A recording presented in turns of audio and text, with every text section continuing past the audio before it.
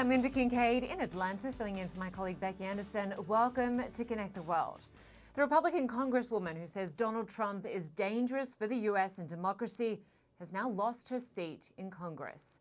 Liz Cheney was trounced in Wyoming's Republican congressional primary Tuesday as voters rejected her leading role on the committee investigating the January 6th attack on the Capitol. Cheney lost by nearly 40 points to Trump's preferred candidate, Harriet Hageman. Wyoming has drawn a line in the sand that if we put you in power, you will be accountable to us, you will answer to us, and you will do what is in our best interests. And if you don't, we will fire you. But just because Cheney lost, don't expect her to disappear. She will remain in Congress and on the January 6th committee until the end of her term in January. And CNN Stephen Collinson says her anti-Trump activism has elevated her to a higher political and historical plane. She's hoping to prove that in politics, an honourable defeat sometimes confers more ultimate power than a simple victory. Well, Stephen Collinson joins me now. Good to have you with us, Stephen. Hey. So voters in the US state of Wyoming turning on this Republican critic of Trump, a three-term congresswoman. She lost in a landslide. What does her loss mean for Trump and his potential 2024 run? Well, I think what it shows is there's no place in the Trump-era Republican Party, because that's still what it is, notwithstanding his defeat in the presidential election in 2020. There's no room for anybody that tells the truth about what happened in the Capitol insurrection if they want to have a political career. Liz Cheney knew exactly what she was doing and the risks she was taking. She already lost her number 3 leadership post in the House of Representatives Republican Party for taking on Trump and refusing to whitewash what happened after the 2020 election, when he basically tried to overthrow President Joe Biden's election win. And she didn't back down. And after joining the January 6th committee looking into the insurrection, she effectively sacrificed her political career in Congress, at least, in order to take on the former president. But I think it shows that the ex-president is the hot favorite for the Republican nomination in 2024. And that's a campaign that he appears to be itching to announce even before the midterm elections in November. We're just looking at vision there, Stephen, of Liz Cheney giving what seemed to be a very well-rehearsed speech as the sun set in Jackson, Wyoming last night. I just want to play some of that speech for our viewers. No House seat, no office in this land is more important than the principles that we are all sworn to protect. And I well understood the potential political consequences of abiding by my duty. Our republic relies upon the goodwill of all candidates for office to accept honorably the outcome of elections.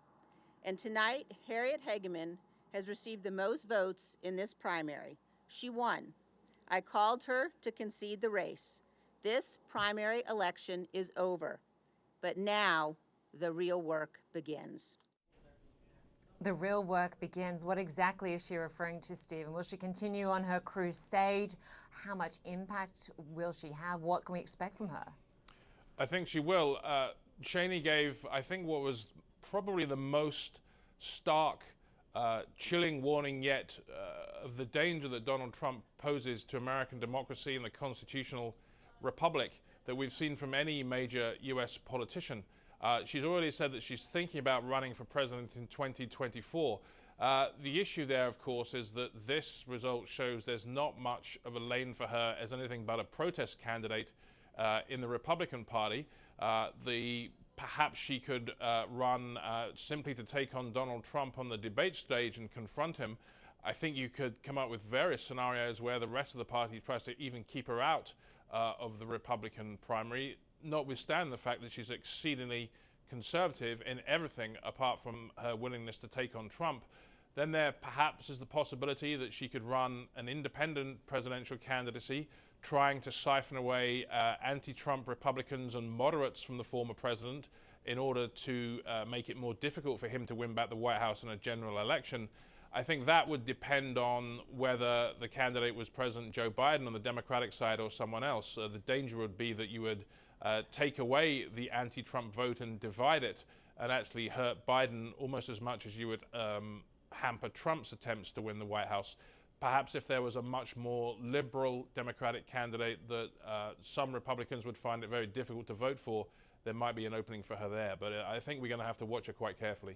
Yeah, I'm wondering, Stephen, just how splintered the Republican Party is right now, or whether Republicans will see what happened to Liz Cheney and fall in line behind Trump. And of course, why isn't the January 6th committee, the investigation into the insurrection and into Trump's lies over the election, having more of a role in the way people are voting?